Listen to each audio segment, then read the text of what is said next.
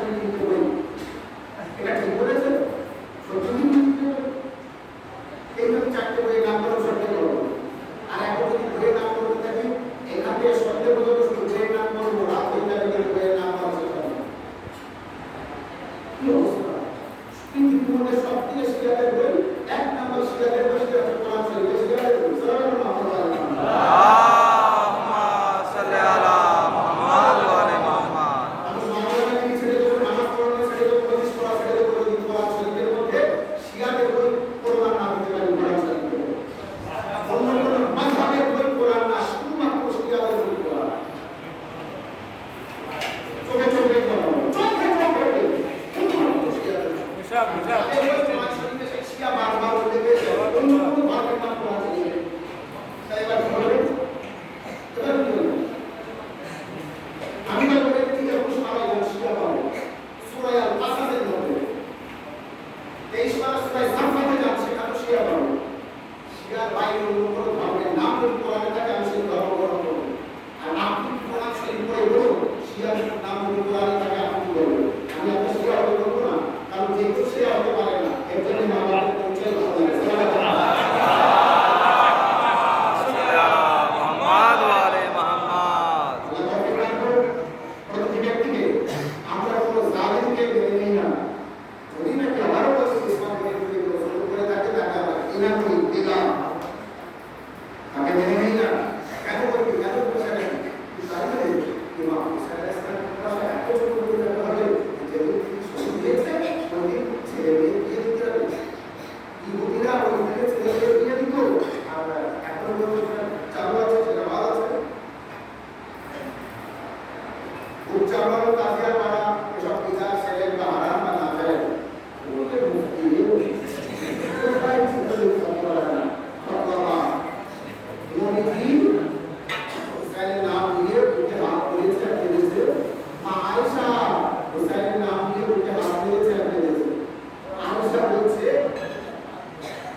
আমি দেখি